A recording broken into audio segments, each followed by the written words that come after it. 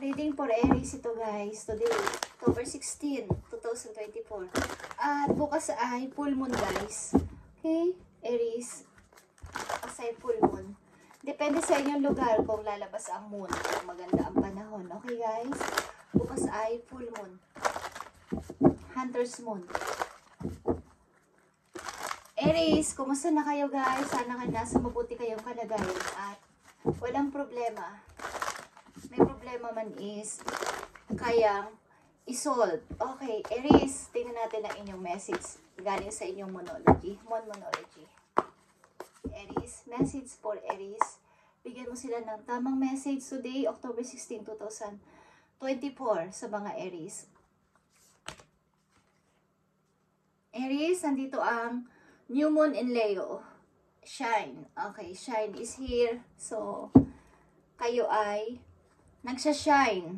Ibig sabihin, lumiliwanag ang inyong buhay. Umaayos ang inyong pamumuhay. Okay? Kayo ay masaya din. Okay? Sa mga Aries na nandito sa reading. Dapat kayo maging masaya. Ilan sa inyo nasa lugar na may mga sunflower? Okay? Sunflower. May mga bulaklak na sunflower, guys. Okay, Aries, this is for you. Ano ang mga situation ninyo sa kasalukuyan at hingi tayo ng payo sa inyong guides. Sa mga Aries na nandito sa reading na gusto mong bigyan ng message, ibigay mo ang tamang message. October 16, 2024. Aries. Ten of Cups is here guys. Okay, exit kayo ay masaya. Five of Cups. Four of Cups. Okay, it's all about your emotion. Masaya man kayo, but ito ay nagda-down. Okay. Kumbaga, ups and down, mood swing. Okay, nagmo-mood swing kayo. Dealing kayo sa person na may money, okay? Aries, dealing kayo sa person na may money. Ang inyong emotion ay ups and down. Bigla na lang kayong sasaya, tapos bigla kayong lulungkot, bigla kayong iiyak, bigla kayong magiging emotional. Okay, Aries. Message ba sa mga Aries? Ended message. Okay. Kayo ay mother. Okay? May namimiss kayo. Namimiss nyo ang inyong mga anak, guys. Aries. Message pa for Aries.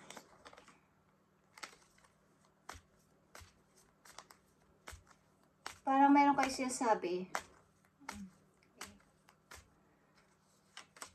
I'm happy kasi naibigay ko ang mga gusto nila. Okay, kayo, sa mga Aries na nandito sa reading, kayo ay emotional.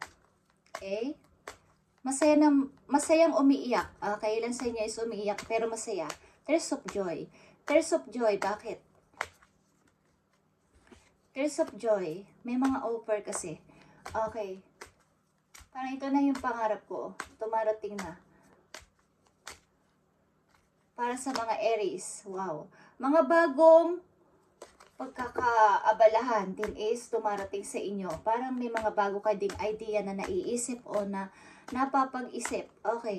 Sa mga Aries na nandito sa reading, 9 of Wands. But may konti kayong takot. May mga konti kayong takot at walang tiwala sa inyong sarili. Sa offer na to. Mukhang meron kayong friend. Meron din kayong friend na namimiss. Na-involve kayo sa Leo. Okay? Aries, mukhang kayo ay may kakoneksyon na Leo energy. May kaibigan ba kayong Leo, guys, sa inyong chart? Okay. Aries, tingnan natin ang inyong pag-ibig.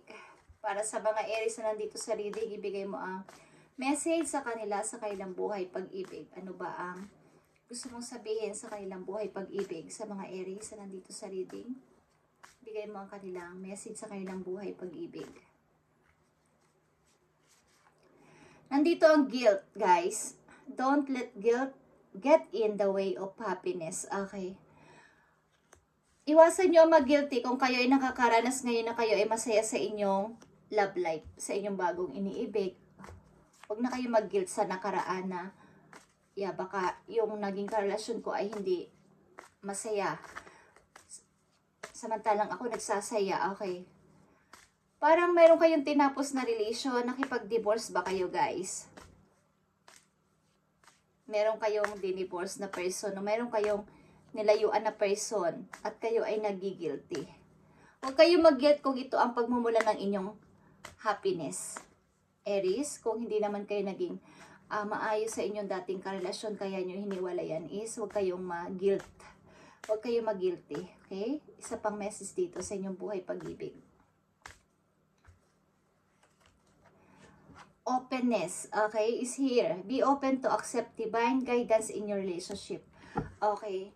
Kumbaga yung inyong bagong relation sa ngayon, kung kayo nasa relation, is ihingi nyo ng guide doon sa heaven. Okay, para lalong maging grow o mag-grow pa o maging strong ang inyong pagsasama ng bago ninyong minamahal sa ngayon, Aries. Kumbaga, humingi kayo ng guide kung paano nyo pa ito mapapalago. Okay. Message for you.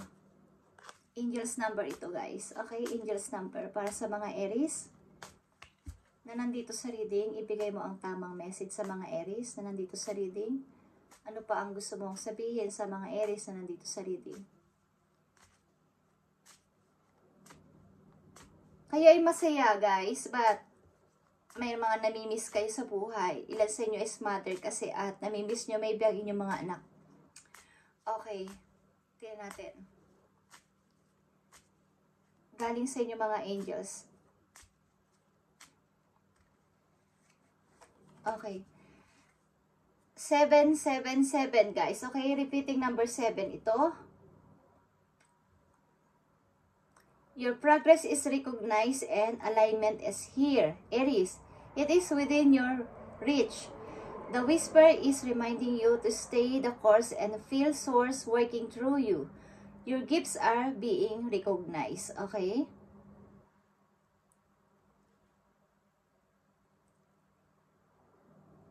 Kumbaga, ang ilan sa inyo dito ay may gift galing sa heaven. Kung ano yung inyong lakas ngayon at inyong kumbaga dito kayo nakakasurvive is hinihiling din sa inyo ang pagbabago, changes ito, okay.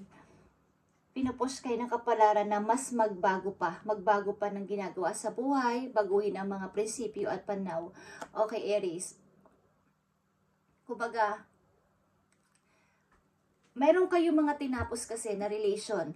Ano man yan, relation sa trabaho, relation sa love, relation sa toxic na family, is mayroon kayong tinakasan o mainalisan o tinapos, sinarang pinto para sa kanila. At ito na yun, ito na yung bagong door na magbubukas sa inyo para kayo ay mag-shine again, maging happy again, Aries. At i-feel ninyo yung gift na binigay sa inyo ni God, ni Universe, na i-grow pa ng i-grow. Okay? I blossom and bloom as I use my gift. All things simply align as I feel the feeling of the divine. Okay. Kumbaga, i-feel mo yung pagbabagong nangyayari sa iyo o pagbabagong mangyayari sa iyo, Aries, sapagkat ito ay bigay sa iyo ni God. Okay, regalo sa iyo ni God ito, bagong pag-asa. Kung kayo ay nahiwalay, ay isipin nyo na ito ay gift na binigyan ka ng chance ni God na mahiwalay sa isang tao o sa isang situation na magpapalungkot sa iyo habang buhay. Gusto mo ba na hanggang sa tumanda ka at mawalan ka na lang ng dito sa mundo na nandun ka sa isang toxic relationship, nandun ka sa toxic na family, nandun ka sa mahirap na situation. Kumbaga kaya may nagsarang pinto, mayroong kang sinarang pintuan, mayroong kang sinarang relation, mayroong kang sinarang clinose mo na ang relation mo sa isang family na hindi ka naiintindihan at hindi ka pinapahalagahan, is yun ay gift sa iyo ni God para sa bago mong buhay, para sa iyo future, okay, na hindi ka doon mag-stay lang, may bago pang naghihintay sa iyo at deserve mo yun, Aries, na mabago ang iyong buhay at magkaroon ka ng happiness. Kaya nandito ang unang message sa iyo ng Monology na Shine. Please, kailangan mong makita ang iyong worth. Kailangan mong makita ang iyong halaga. Okay? ang deserve na bagay at tao para sa iyo ay naghihintay sa iyong future o nandyan na. Okay, paparating na o tumarating na. Okay, Aries. Maganda pang message po you. Payo man to o paalala. Tingnan natin, Aries. Para sa mga Aries na nandito sa reading, ibigay mo ang tamang message. Spirit angels from heaven. Okay. Surrendering to the journey. Release control, Aries. Okay? Sumunod lang kayo sa inyong, kumbaga, kayo ay nasa malayong lugar o may pipiliin na isang lugar na pupuntahan ninyo. And the flow. Everything is smooth sailing, Aries. Ipaubaya mo kay God, ipaabaya mo kay universe ang iyong mga plano at everything is smooth sailing na mangyayari sa buhay mo. Huwag kang magplano sa sarili mo na ito yung gusto kong mangyari. So, hindi mo binibigay yung plano mo kay God, hindi mo binibigay yung plano mo kay universe, hindi mo hinihinga ng advice mo na is walang mangyayari. So, surrendering to the journey. Kumbaga, ipaubaya mo kay God ang iyong plano at siya ang bahala mag-process niyan. Siya ang bahala mag-process. Medyo matagal man o medyo naghihintay ka man is pulido yan. Okay? Pulido yan katulad ng isang emperor. As your energy is mabagal man is pulido. Mabagal mang mag-decide, mabagal man magsabi ng sagot is pulido. Hindi siya basta-basta nagpapasya. Baga, pinag-aaralang mabuti at nilalagay sa tamang oras, panahon, ang lahat ng bagay para perfect. Okay? Tingnan pa natin ang payo sa'yo ng iyong mga guides, Aries. Okay. Sa mga hindi mo kayang i-control din is huwag mong ipagpilitan sapagkat si God ang bahala niyan para sa'yo, Aries. Si God ang bahala mag-process niya sa'yo. Promise. Okay. Aries, tingnan pa natin ang mga message for you. Sapagkat may mga natatanggap kayong good news. Okay? Ang ilan sa inyo dito ay maaaring mother na malayo sa mga anak nyo o family nyo. But, darating at dating ang panahon na kayo ay magsasama. Okay? Trust yourself. Okay, Aries. Tingnan natin ang mga message pa po you. So, huwag ka mag-guilty. Kung meron kang nilayuan tao, tinapos na relation, tinapos na toxic na isang, kumbaga close mo na muna yung door para sa kanila. Huwag ko na muna silang kausapin kasi nadidrain ako. Kahit sino pa yan, is huwag ka mag-guilty. Okay? Message for Aries. Where you are right now is where you are supposed to be, Aries. Okay? Don't compare yourself to others. That only adds pressure. Take each day as it comes and for what it is. You are a better person, Aries, than you were yesterday.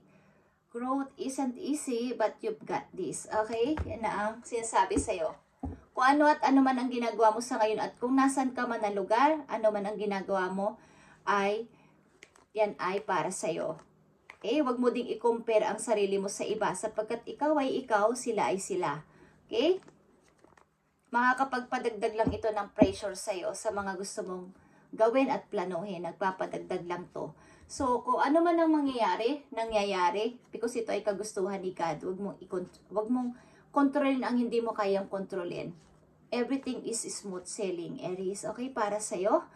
And ikaw ay nag-grow na, mas nag-grow kesa dati. Kesa nung kahapon, nung isang taon, nung mga ilang taon, mas nag-grow ka na sa iyong kasalukuyan. So, ang pagbabago na ginawa mo ay hindi madali, but nagawa mo. Nagawa mo, Aries. Nagawa mo, okay? At kinakongratulate ka na yung mga angels, okay? Tingnan natin ang message po you. Para sa iyong pag-ibig. Ito ay general reading, guys. Okay? At ulitin ko, guys. Bukas ay full moon. Depende sa inyong lugar at time. Kung saan man kayong place andoon is pag nakita nyo ang moon ay kayo mag-wish. At kung may gusto kayong isarang cycle at humingi kayo ng energy sa moon, guys. para sa inyong situation at ginagawa sa buhay.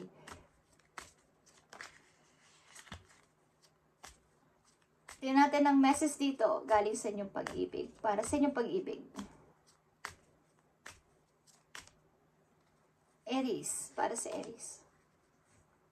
Nandito ang Phoenix. Phoenix.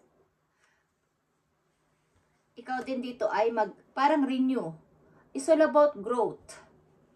Mag-change ka na rin ng iyong mga pananaw at sa iyong mga prinsipyo. Like I said, okay? Kaya nandito ang unang message sa iyo na shine. Ay, kayo ay magiging matapang na sa buhay as a Queen of Wands. Okay? As a Leo energy dito. Nandito ang Leo energy. Mukhang may maghihikayat sa inyo ditong isang kaibigan o isang tao na para kayo ay muling mag-grow sa buhay at mag-restart. Okay, ng bagong buhay, Aries. New phase. Parang pagkatapos ng full moon, may new moon, guys. Okay, new phase. May mga phase yan, yung mga moon. Okay? So, kayo ay, kumbaga sa isang, nandito ang Phoenix and light. Okay? Guys, kayo ay magiging masaya sa buhay. Magkakaroon kayo ng totoong smile sa inyong mga labi. Okay? Rise from ashes. Tinampan natin ang message for you, Aries. Thank you. Mask. Okay. Ito ay mascara. Hinahide mo ang iyong totoong nararamdaman. Okay? Baga sa harapan ng iba, umi-smile ka pero ikaw ay merong mabigat na dinadala sa buhay. Magaling kang magtago ng iyong feelings. Okay? Alam niyo yung kantang hindi ko na maalala. But, itry mong i-hide yung inyong feelings. Okay? Out loud. Parang, don't cry out loud. Okay? Yung kantang yun, guys. Okay?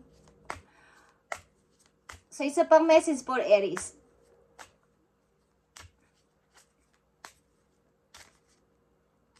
Thank you. Nandito din ang girl with a snake. Okay.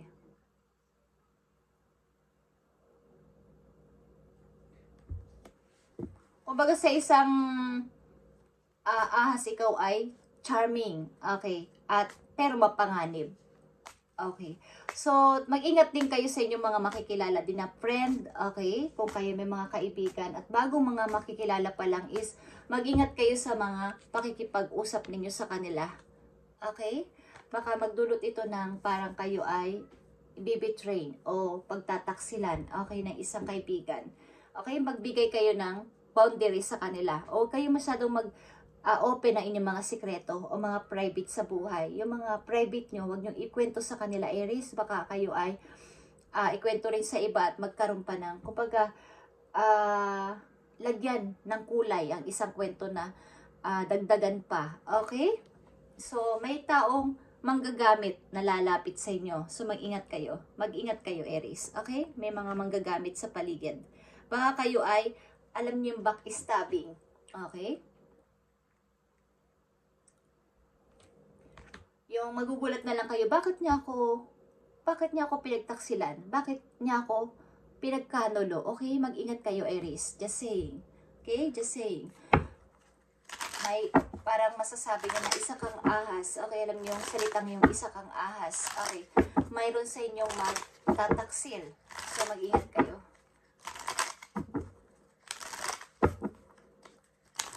Isang message na lang for Aries. Gagamitin niya ang kanilang pagiging isang charming na tao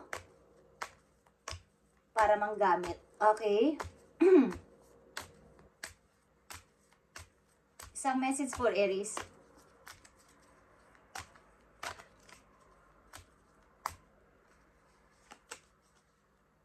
Okay. Aries, sa inyong future, maaring bukas o sa isang araw o sa mga susunod na buwan, meron kayong pamimilian na trabaho at kayo ay maaring nalalapit na magpakasal sa inyong soulmate. Okay? Two of Cups and Four of Wands is here. Ito ay happiness. Okay. Okay. Malalapit na kayong ikasal. Okay, guys. So, mag-ingat kayo sa isang babaeng snake. Ito ay backstabbing. Okay. At kung kayo may boyfriend, may girlfriend, guys, mag-ingat kayo sa mga friend. Kung kanino sila ipapakilala. Okay? Baka susuot ito ng mask. Para akitin ng inyong boyfriend, ng inyong girlfriend. So, mag-ingat kayo. Nasabi ko lang, guys, para magkaroon kayo ng idea. Okay? Thank you, and God bless, Aries. At pagpalain kayo ni God sa araw-araw nyo ginagawa. At mag-wish kayo, guys, sa moon. Okay? Kung gusto nyo lang. Kung hindi, ayaw nyo is, hindi ko naman kayo pinipilit. Okay? Mag-wish kayo at humingi kayo ng energy sa moon. Mystery ang moon, guys. Marami siyang kayang gawin sa atin. Okay? Thank you and God bless, Aries.